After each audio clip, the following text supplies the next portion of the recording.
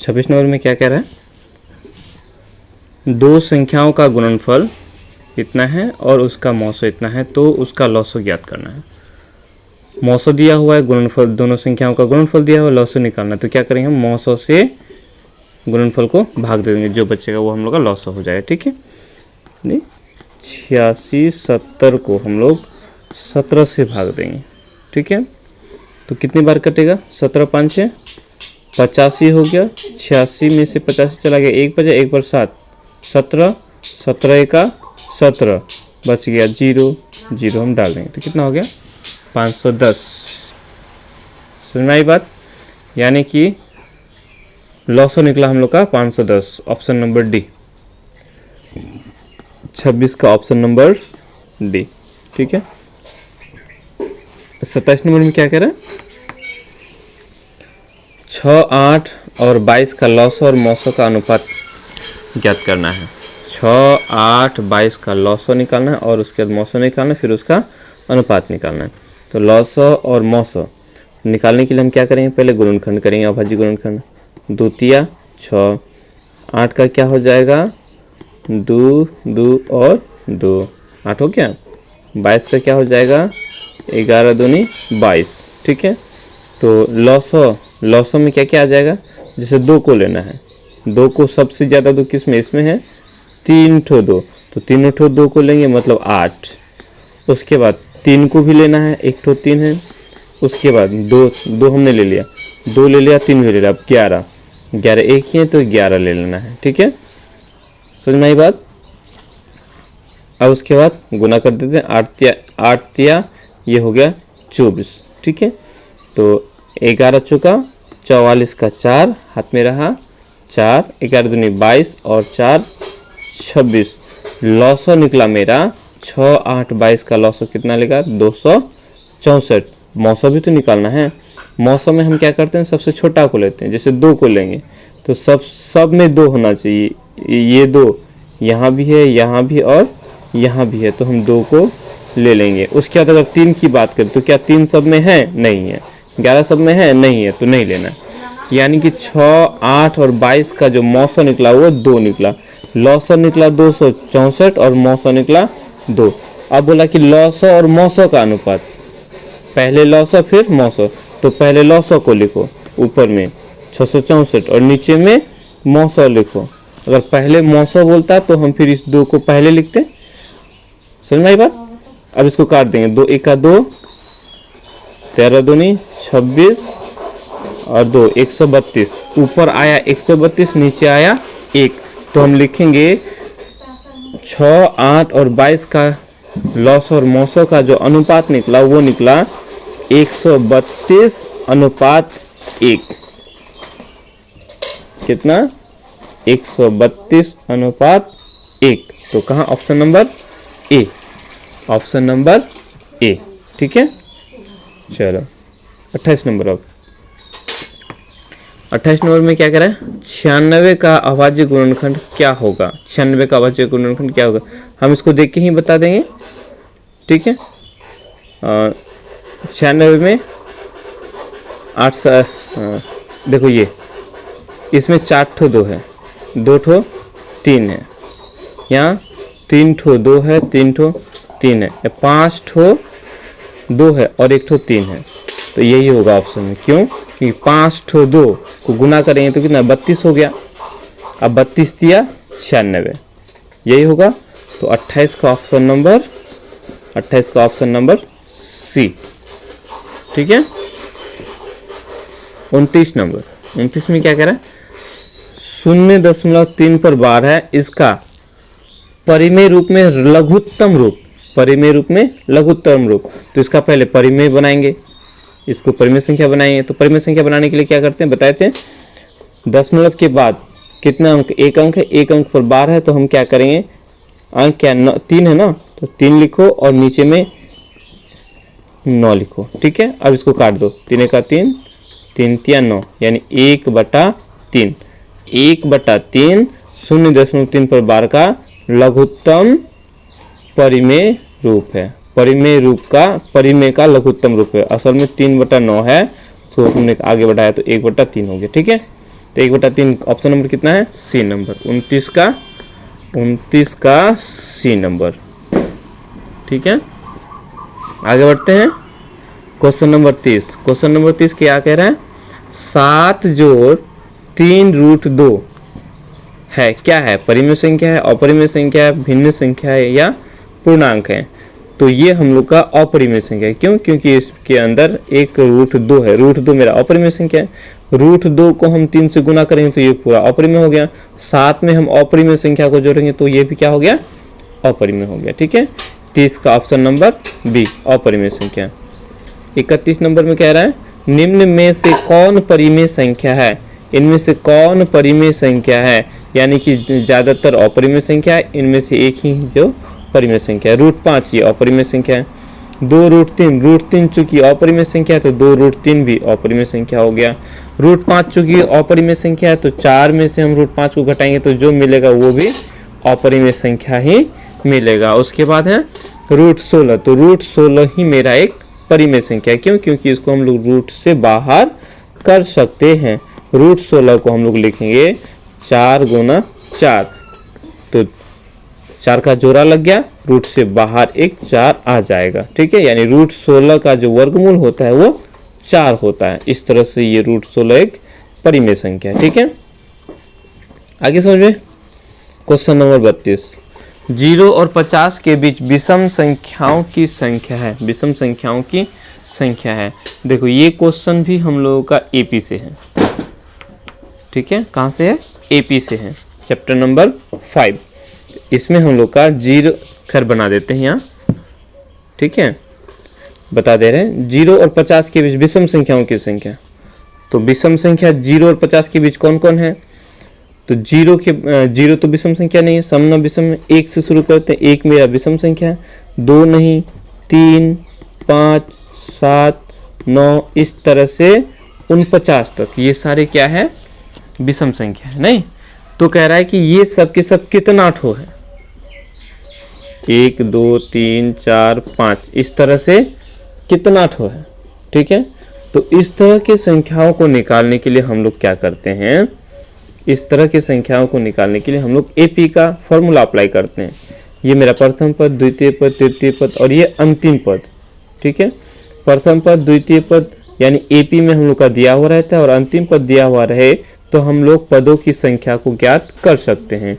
यहाँ हम लोग ऐसे लिखते हैं, देखो थोड़ा बता देते हैं। a बराबर 1, उसके बाद लिखते हैं d, दूसरा में से पहला को घटा देते हैं। ठीक है, तो 3 में से चला गया 2। ठीक है, a मेरा 1 और d मेरा 2। उसके बाद ये फॉर्मूला अप्लाई करते हैं, an बराबर, an हम लोग का दिया हुआ है 49 और an का फॉर्मूला होता है a, ठीक है, a जोड़ उसके बाद n-1 d बराबर, अब ये जो है 49 है तो यहाँ 49 लिख देंगे। a मेरा 1 है, जोड़ n-1 d मेरा 2 है, आगे लिखेंगे। अब इस 1 को हम उस पार लेके चले जाएंगे तो क्या हो जाएगा, घट जाएगा इधर। इसको 2 को गुना कर देते हैं, n गुना 2 2n हो गया। ठीक है, उसके बाद 2 गुना 1 2 हो गया। ये जोड़ में है, इस पर आके घट जाएगा, यानी कि 49 में से 1 चला गया तो हो गया 48। ठीक है, आगे बढ़ाएंगे तो n बराबर हो गया, इसको हम इस पार लेके आएंगे तो कितना हो जाएगा, 50 हो जाएगा। ठीक है, सीधा शॉर्टकट। 48 ये घटा में है, इस पर आके जोड़ में हो जाएगा, 50 हो गया। तो n बराबर कितना हो गया, ये 2 n के साथ गुना हो रहा है, यहाँ आकर के क्या हो जाएगा, भाग हो जाएगा, यानी कि 50/2 तो 25 ठो। समझ में आया, यानी कि 0 और 50 के बीच विषम संख्याओं की कुल कितनी संख्याएं हैं, 25। ठीक है, वैसे ये एपी वाला क्वेश्चन है, एपी वाला में ज़्यादा समझ में आएगा। ठीक है, जब एपी पढ़ेंगे तो हम लोग, फिर भी बता दिया। आगे बढ़ते हैं।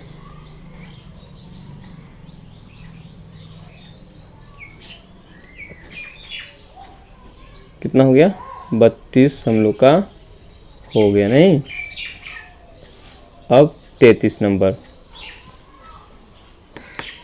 33 नंबर में क्या कह रहा है, 5, 15 और 20 के लौसा और मौसों का अनुपात है। ये बहुत कई सारा बना लिए, वही करेंगे हम लोग। 5 का गुणनखंड करें तो 5 गुना 1 कर सकते हैं, है कि नहीं। 15 को करेंगे तो 5 या 15 हो जाएगा, और 20 को करेंगे तो क्या हो जाएगा, 5 का 20 यानी 2 गुना 2। लॉस कितना हो जाएगा, तो हम पहले अगर 5 की बात करेंगे तो तीनों में 5 है, तो एक एक है तो एक 5 ले लेंगे। उसके बाद देखो 3 सब में नहीं है, इसमें तो है ना, 3 को ले लेंगे। फिर उसके बाद 2 कै ठो है, 2 ठो है, यानी दोनों को 2 ले लेना है। तो कितना हो जाएगा, 2 दूनी 4, 4 5 6 20, 20 तिया 60, 5 15 और 20 का जो लॉस निकला वो 60 निकला। ठीक है, अब मौसम भी तो निकालना है, तो मौसम में हम क्या करते हैं, सबसे छोटा को लेते हैं और सब में होना चाहिए। जैसे 5 को लेंगे तो 5 सब में है, ये 5 सब में है। ठीक है, तो हमने 5 को ले लिया। उसकी बात अगर बात करेंगे, एक तो सब में है ही, उसको लेने की ज़रूरत नहीं है। ठीक है, 2 की बात करेंगे, 2 सब में नहीं है, 3 भी सब में नहीं है, तो हम उनको नहीं ले सकते। यानी कि 5 15 20 का लॉस निकला 60 और मौसम निकला 5। अब हमको क्या निकालना है, लॉस और मौसम का अनुपात। तो पहले लॉस फिर मौसम का अनुपात। 5 से कट जाएगा, 5 से का 5 और 12 5 6 60, यानी 12/1। ठीक है, ऊपर लॉस और नीचे मौसम, तो लॉस और मौसम का अनुपात हो जाएगा 12/1 हुआ ना, तो इसको लिखेंगे 12:1। ठीक है, 33 नंबर का ऑप्शन नंबर कितना, डी, 12:1 हो गया। ठीक है, आगे बढ़ते हैं। क्वेश्चन नंबर 34, निम्न में कौन अपरिमेय नहीं है। अपरिमेय नहीं है, अपरिमेय नहीं है मतलब परिमेय संख्या है। इनमें से कौन है जो परिमेय संख्या है। ठीक है, तो देखो √10 अपरिमेय संख्या है, √24 भी अपरिमेय संख्या है, चूंकि ये सारा रूट से बाहर नहीं आ पाएगा। √35 भी अपरिमेय संख्या है, √121 ये हम लोग का परिमेय संख्या है। ठीक है, क्यों, क्योंकि हम लोग 121 को हम लोग 11 गुना 11 कर सकते हैं। 11 गुना 11 करेंगे तो 121 होता है, यानी कि √121 का जो वर्गमूल हुआ वो 11 हुआ, अर्थात ये √121 रूट से बाहर आया। ठीक है, तो 11 क्या है, परिमेय संख्या है। परिमेय संख्या है मतलब अपरिमेय नहीं है, तो यही बोलते हैं कि कौन अपरिमेय नहीं है, तो ये √121 जो है ये अपरिमेय संख्या नहीं है, अर्थात परिमेय संख्या है। ठीक, तो 34 नंबर का डी नंबर। 35 में देखो, दो संख्याओं a और 18 का लॉसव 36 तथा मौसव 2 है, तो a का मान ज्ञात करें। दो संख्या दिया, एक तो a दूसरा 18, दोनों का लॉसव दिया हुआ और मौसव दिया हुआ है, तो a ज्ञात करना है। ठीक है, हम लोग जानते हैं दो संख्याओं का गुणनफल बराबर होता है दोनों के लॉस और मौसव का गुणनफल के बराबर, यानी a और 18 को जब हम गुना करेंगे तो उतना ही होगा जितना लॉस और मौसव को गुना करेंगे, यानी कि 36 गुना 2 करेंगे तो। ठीक है, समझ में आई बात। a और 18 दिया हुआ है दो ठो संख्या और दोनों का लॉस दिया हुआ है 36, मौसव दिया हुआ है 2। ठीक है, तो लॉस और मौसव को गुना करके जितना मिलेगा उतना ही दोनों संख्याओं को गुना करने पर मिलेगा, ये चीज़ याद रखना है। ठीक है, तो हम इसको आगे बढ़ाएंगे तो कैसे हो जाएगा, a को छोड़ देंगे, यहाँ ये 18 a के साथ गुना हो रहा है तो इस पार लेके आ जाएंगे, बराबर के जब दूसरी साइड में लेके आएंगे तो जो गुना में होगा ये हो जाएगा भाग में हो जाएगा। ठीक है, समझ में आई बात। अभी कट जाएगा, 18 1 18 और 18 दूनी 36, बटा में तो 1 हो गया, 1 का कोई मतलब होता नहीं है। ठीक है, बटा में 1 लिखने का कोई मतलब नहीं होता, लिखने का ज़रूरत नहीं पड़ता है।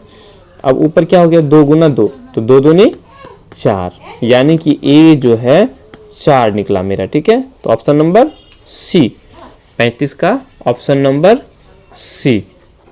ठीक है, आगे बढ़े,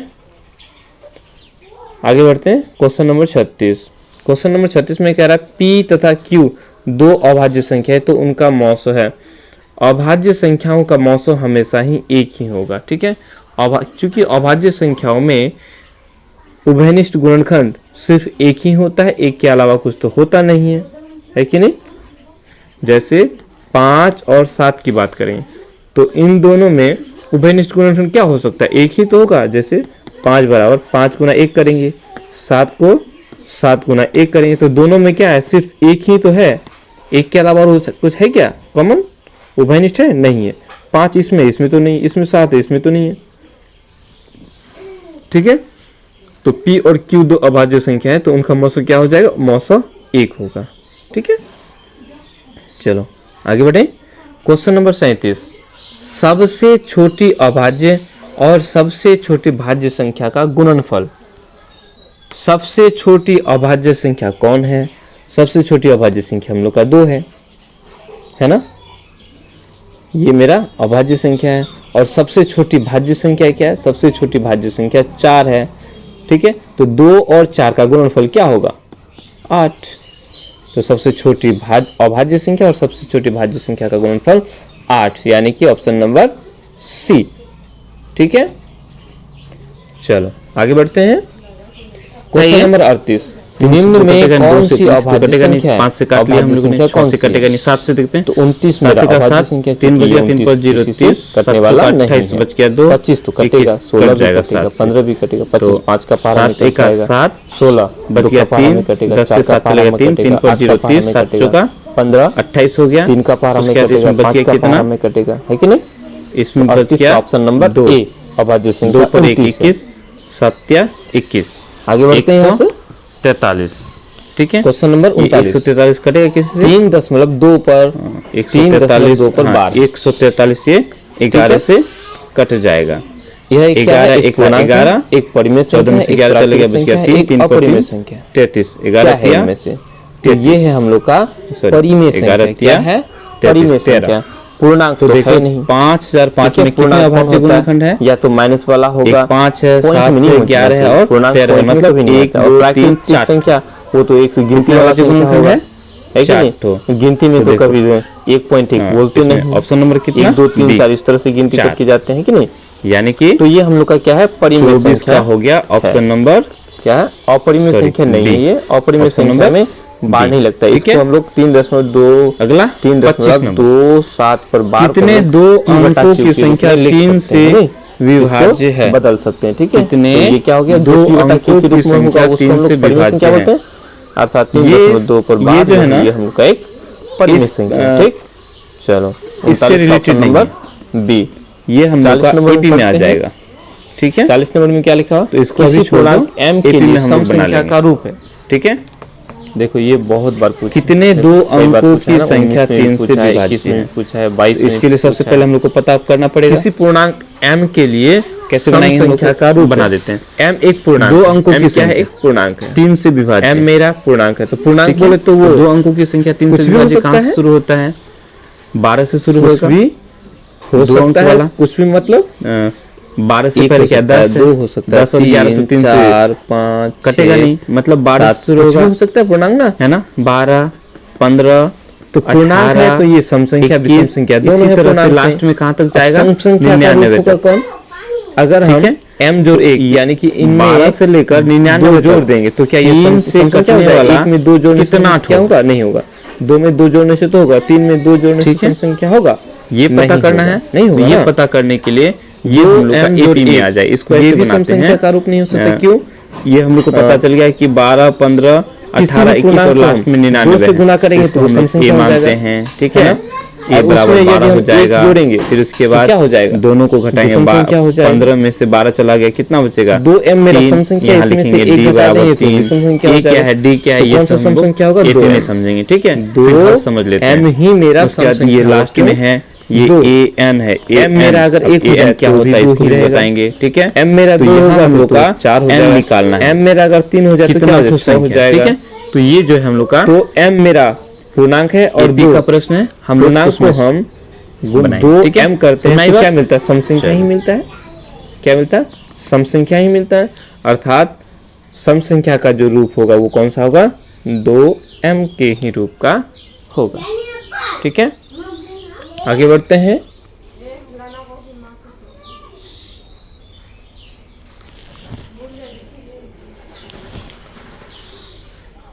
क्वेश्चन नंबर 41। क्वेश्चन नंबर 41 क्या कह रहा है? निम्न में कौन सा अपरिमेय नहीं है? अपरिमेय नहीं है मतलब परिमेय संख्या है। ठीक है, question number option number A मेरा परिमेय संख्या है, अर्थात ये अपरिमेय नहीं है। क्यों? 64 और 81, ये रूट से बाहर आ जाएगा, आएगा कि नहीं आएगा, रूट से बाहर आएगा। ठीक है, ये 2√3 ये मेरा परिमेय संख्या नहीं है। ये 21/35 रूट 21/35 ये भी रूट से बाहर नहीं आएगा। √2 गुना √3 ये भी रूट से बाहर नहीं आएगा। तो कौन आएगा, 64/81। 64 को हम लोग 8 गुना 8 करते हैं और 81 को 9 गुना 9 करते हैं, तो रूट से बाहर आ जाएगा। यहाँ से 8 आ गया, यहाँ से 9 आ गया। ठीक है, तो ये मेरा क्या है, परिमेय संख्या है, मतलब अपरिमेय नहीं है। ठीक है, समझ में आई बात। तो 41 का ऑप्शन नंबर ए हो गया। आगे बढ़ते हैं 42 नंबर। निम्नलिखित में किसका दशमलव प्रसार शांत है, किसका दशमलव प्रसार शांत है। तो दशमलव प्रसार शांत होने के लिए क्या होना चाहिए, बटा में जो हर होता है, हर में या तो केवल 2 होना चाहिए, ठीक है, या फिर 2 और 5 दोनों होना चाहिए, या सिर्फ 5 हो। हर में यानी नीचे नीचे बटा में जो भी संख्या दिया हो उसका अगर गुणनखंड करेंगे, अगर उसके अभाज्य गुणनखंड में केवल 2 आता है या केवल 5 आता है या 2 और 5 दोनों रहता है, तो उसका दशमलव प्रसार शांत होता है, और नहीं तो उसका दशमलव प्रसार क्या हो जाता है, अशांत होता है। ठीक है, तो देखो 3/8 है, तो 8 में केवल 2 ही आएगा ना। 8 को 2 गुना 2 गुना 2, 8 में केवल 2 ही तो है, 2 के अलावा कुछ है क्या, नहीं है। इसका मतलब यही जो है हम लोग का, इसी का दशमलव प्रसार शांत होगा, बाकी का दशमलव प्रसार शांत नहीं होगा। क्योंकि जैसे ये 15 है, तो 15 में क्या क्या है, 3 और 5 है, 5 भी है, उसके साथ साथ 3 भी है। अगर सिर्फ 5 होता, 3 नहीं होता, तो फिर दशमलव प्रसार इसका शांत होता। अब चूंकि 5 है तो इसका दशमलव प्रसार शांत नहीं होगा, मतलब कटेगा ही नहीं। इसको 2 को 15 से जब भाग देंगे तो ये कटेगा ही नहीं। ठीक है, समझ में आई बात, पूरा पूरा नहीं कटेगा। मेरे ख्याल से इतना समझ में आ गया होगा। चलो ठीक है।